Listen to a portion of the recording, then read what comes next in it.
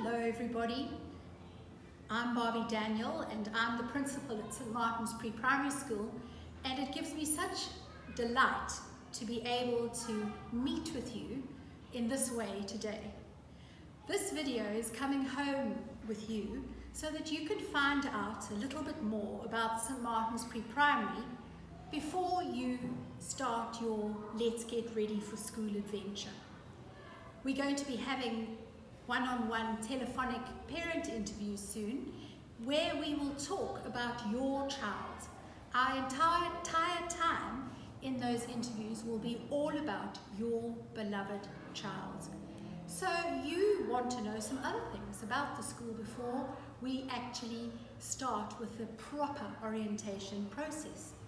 And so what I've tried to do in this video is give you a little overview of what we do at school and how we work. So what I'm going to do is I'm going to go through this PowerPoint presentation and you will find out all kinds of things, some of which you might like elaboration on at a later stage. Just to give you a little heads up, in about 3 or 4 days before you come for your orientation show around visits with your child, I'll send you another video about the real nuts and bolts, like when are you going to get your t-shirts and how do you pay your fees, those kinds of things. But this is just to give you an introduction into what we offer in our educational program at St. Martin's and what we feel makes us unique and special. And so without any further ado, welcome to the St. Martin's family and look at us. Okay, so let's get the show on the road. Now the first thing to realize is that in pre-primary education, there are generally two models. The one is called a closed plan system and the other an open plan system. Now what on earth does that mean? Essentially, in a closed plan system, what you do is you have a single teacher or a teacher and an assistant in a classroom with a class of children, and all of the learning areas are offered within that space. The open plan system is obviously then different to that. And what that means is that different learning area is offered in a different place in the school, in a different room, in a different classroom, and at particular times the children can move freely between each of the different areas. Now I'm going to be, throughout this talk, hedging my bets because this is the time of COVID, but I just wanted you to understand generally what our practice is. So firstly, let's look at the different areas. Now the first area is the outdoor area, and evidently this is the area where lots of activity, noise, hubbub takes place. And these are some of the activities that are offered. There are climbing areas with jungle gyms and monkey bars. There's something that we call the green mat, which is literally a green mat with a whole lot of boxes and planks and ladders and blankets. You can see it illustrated here.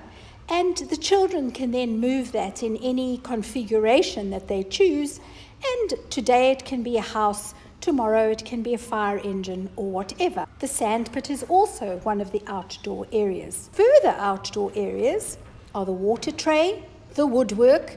Don't panic, Mom, if your child comes home with a hammered finger after their first day's trial and error at the woodwork bench.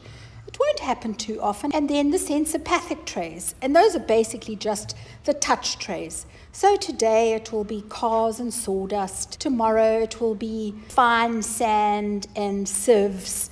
The next day it will be fake flowers and insects or whatever. What is offered in the outdoor area, it is changed. The materials and the media are changed every week. And so the children have the opportunity to revisit, but also then have the opportunity to experience something new.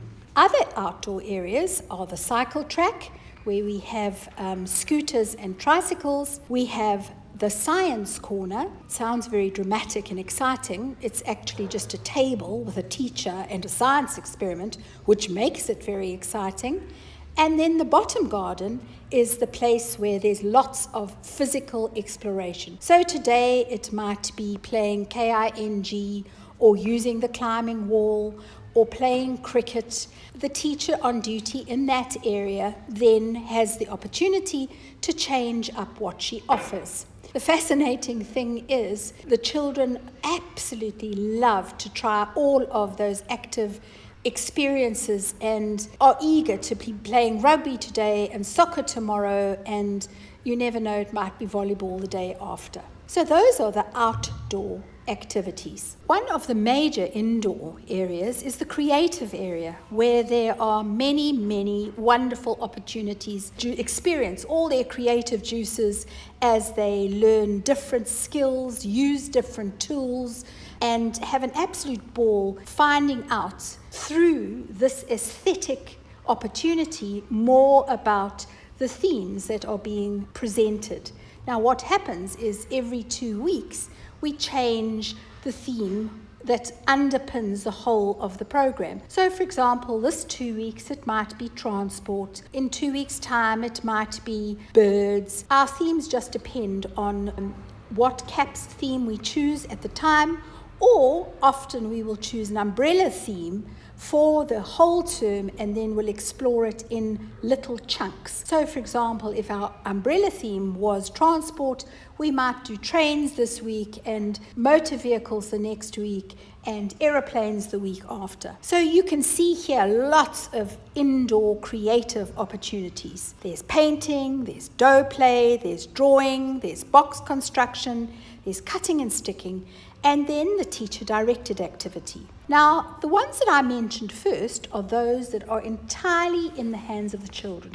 They are provided with different opportunities. There is a teacher on duty in that area. In fact, there are 2 teachers on duty in the creative area. And what happens is the children will then follow their own thought processes. They will use their own problem-solving skills to create that which they want. However, with a teacher-directed activity, it is more structured in that the teacher will relate that activity to the theme of the week, and it might also be the place where she will teach new skills. So, for example, the teacher-directed activity might be marble rolling, or on another occasion, it might be the opportunity to use scissors with different shaped blades. And so that is how the teacher-directed activity is slightly more directed than the other indoor creative opportunities. Of course, the indoor fantasy play area is a big-time favorite. However, not in the time of COVID. You will have actually noticed on the last slide that there was also that dreaded COVID virus picture in the creative area. Now, we are not offering creative opportunities that the children are free to choose, because normally with this open plan system that we talk about, what happens is during the free choice times, the children then move anywhere in the school as the spirit moves them. And so now they might go into the creative room, and just now they might play outdoors in the garden, and later on they might go and dress up in the house corner. That's not possible in COVID because we need to keep the children in bubbles. And so with the creative activities, we unfortunately don't have that easy flow in and out of the creative area, but all of those creative activities are offered to the children within their own home base. The fantasy play is the one area we have had to shut due to COVID, because there's just too much soft furnishings and touchy and feely, as you can see from these absolutely gorgeous pictures of children who have explored in the fantasy area in the past in St. Martin's. Another indoor area is block play. Lots of fabulous constructions are created, and then cognitive play, puzzles, educational games, construction toys, and also in the cognitive play we usually add books. So I've told you about the areas now. Let me tell you about the classes. So basically we cater for children who are 2.5 turning 3 right through to those who have turned 6. We have 2 grade triple noughts, 2 grade double noughts, and 2 grade Rs. Now one would imagine that our goal and purpose would be preparation for big school, for the formal environment of the junior primary school. And of course it is. But did you actually know that it's way more than this? We set in place the foundations for the 21st century skills, for the workplace skills that are to come when your child is old and mature and you are suffering from empty nest syndrome. Because in actual fact, if you look at this slide, you'll actually discover that all of these characteristics underpin everything that we do. Creativity is the heart of what we do.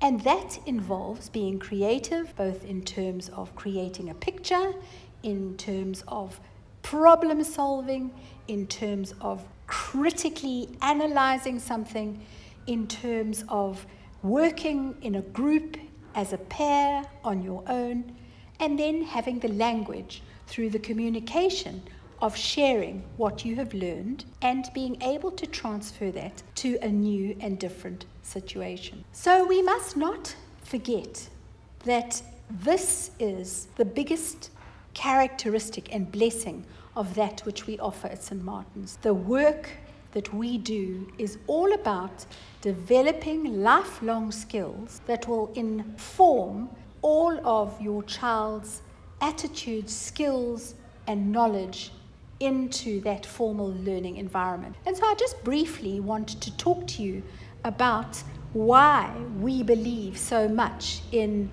the program that we offer at St. Martin's. And in this particular instance, particularly the Grade R program that we offer. We are so conscious that life is traveling at the speed of light. And so often children are being forced into a position where they have to be and do more than they actually are capable of in terms of their age. And so what we try to do here is to make sure that all that we do is age appropriate, yet extending and challenging. We want everything that we do to be varied and active, but our delivery is through play. A program that is informal, that is fun, and that takes into account the developmental needs of the program. We want to make sure that our daily program is consistent and routinized, that it meets the emotional needs of each and every individual, where that structure and the balance of activities allows them to explore the emergent skills in a way that goes into their DNA almost. Because we want to make sure that when they go into a formal learning environment, they can actually settle to the demands of reading and writing and arithmetic, to use the good old-fashioned term. Because what tends to happen is with grade Rs in more formal learning environments, some of which are attached to junior primary schools, they tend to very much focus their approach on the junior primary model. Proud of the fact that everything that we do is about the needs of your child, needs that are fulfilled in a play-based environment. So when everybody is giving you their little sense worth about grade R at St. Martin's and grade R at a junior primary school, I just want you to think, childhood is too short. Let your child be in a place which really, really allows them to be children. Not least of all, we offer that open plan system customarily, whereas in junior primary schools they tend to be closed plan, but also we know your child's history. We know what their capabilities are. And if they need to repeat, they could possibly then move into a more formal environment which has more of a junior primary slant. One of the things that always concerns parents is that where's my child going to go when they go to big school? And I just have attached this slide so that you know that this is from the Education Department. And even though schools might exercise feeder area regulations for their school or feeder zone, preference with regard to the order of admission, not omission, admission is learners whose parents live in the feeder zone.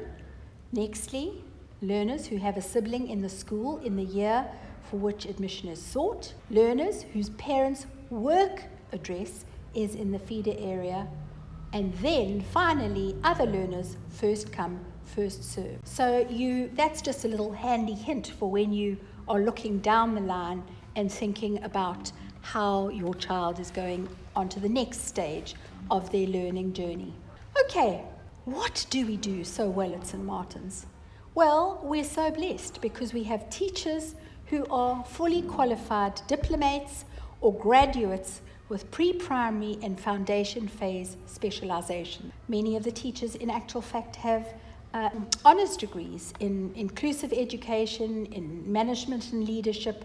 So these are teachers who have got a passion for this career that is more than just a job that is in actual fact a vocation.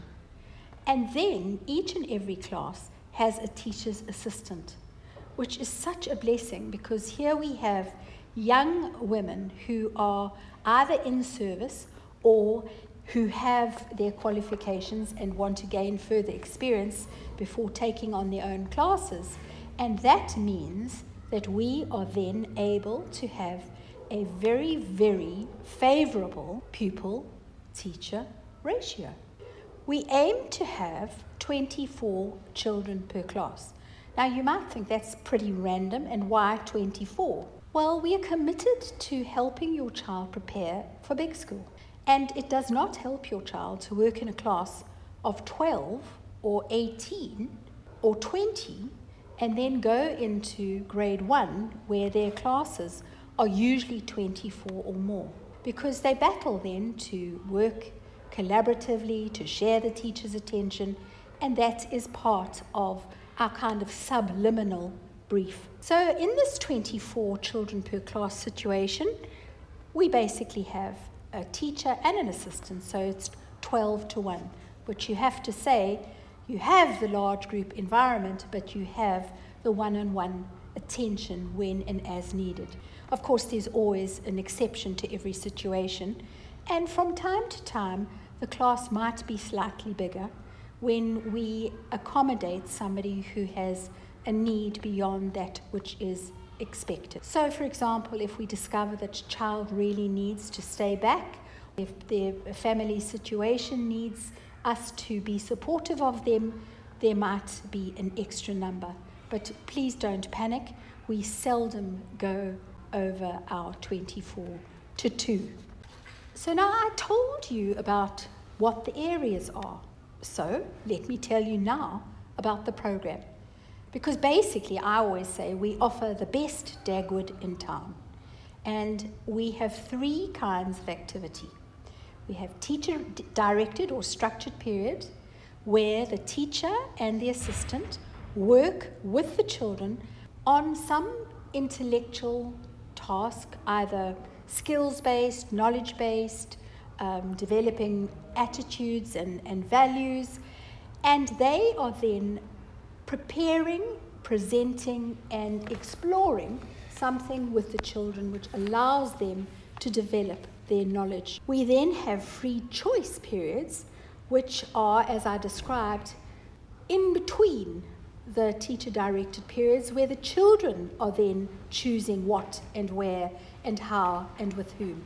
Whereas when they're in the teacher-directed periods, the teacher will decide how long the lesson is going to be and what the concept that is being covered, for example.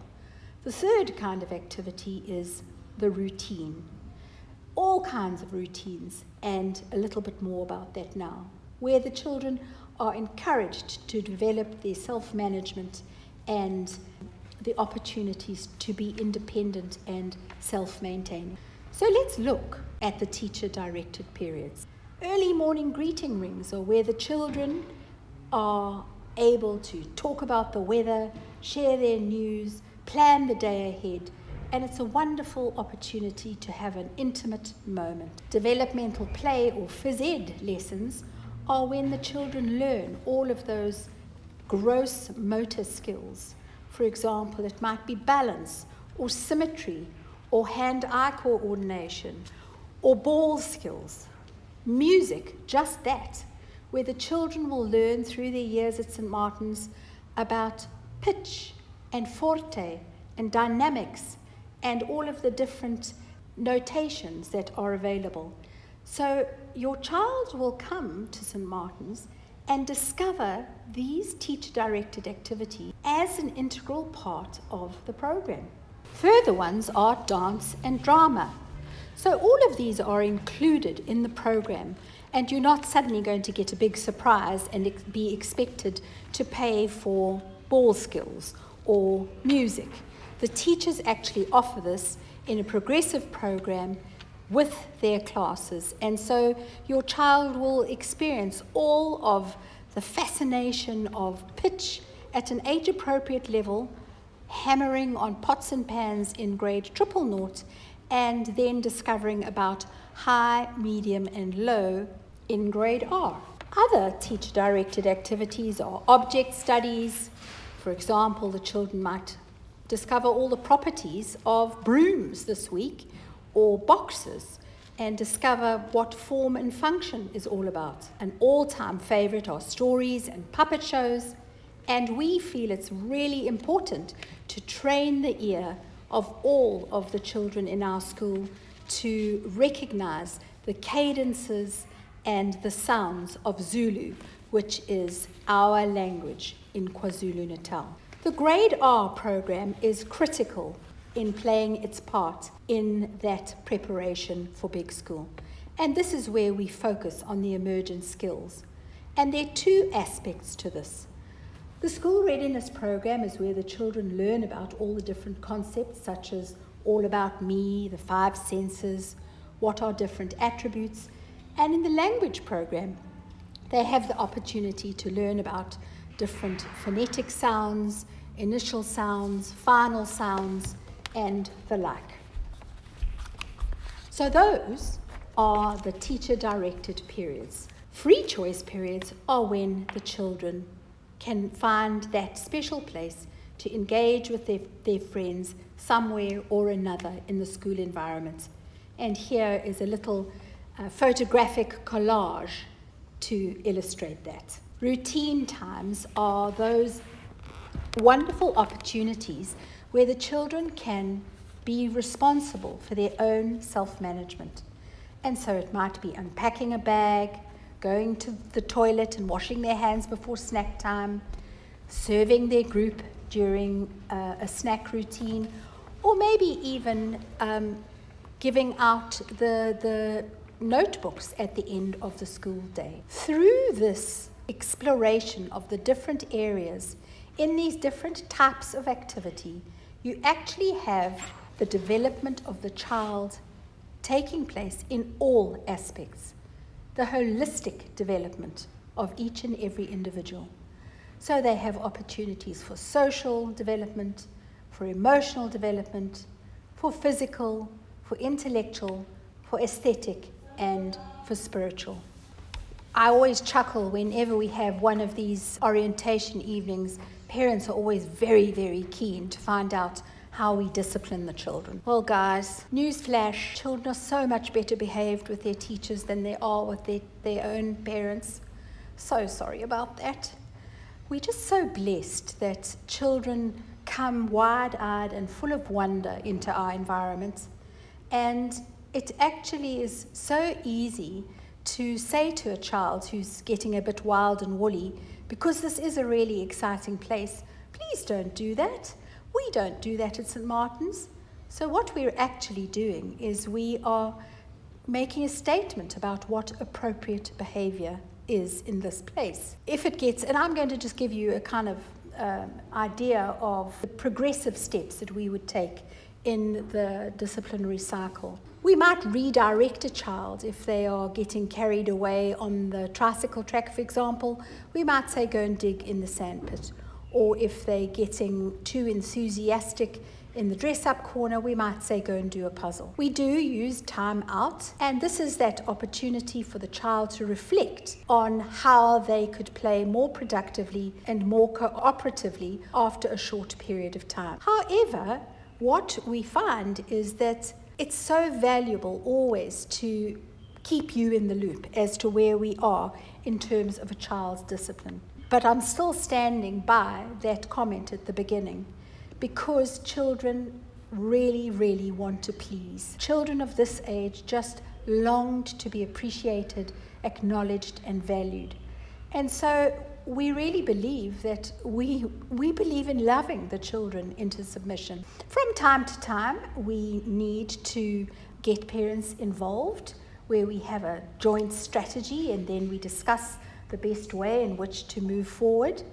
And we're really good at thinking of creative disciplinary techniques where a child might have a particular need.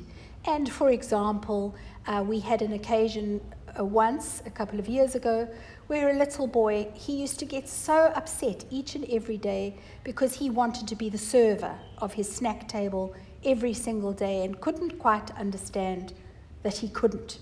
And so he really just used to act out and play up in sheer frustration and dogged determination every day. Well, when we managed to convince him that actually he needed and wanted to be the ruler boy, and that was his special task, he was then so happy to go and fetch a ruler from the office and return it at the end of the day and not worry so much about the fact that he was not the server every single day. From time to time, we do need professional intervention, and that would be for particular circumstances and in particular environments. Today has just been an attempt to give you a little nibble about what we do at St. Martin's. And so we'll be getting together once again over video where I give you some more information about the school. But just for now, just know that we so look forward to having your child at St. Martin's, for having them impacted by what we have on offer in this play-based, fun-filled, age-appropriate environment. Okay, so that's that. You've had your little taste. I hope you want a big spoonful or a mugful or a bowlful or a blessing from St. Martin's in the not too distant future when we see you at the show around visit with your child. Thanks for being with me and see you then. Bye.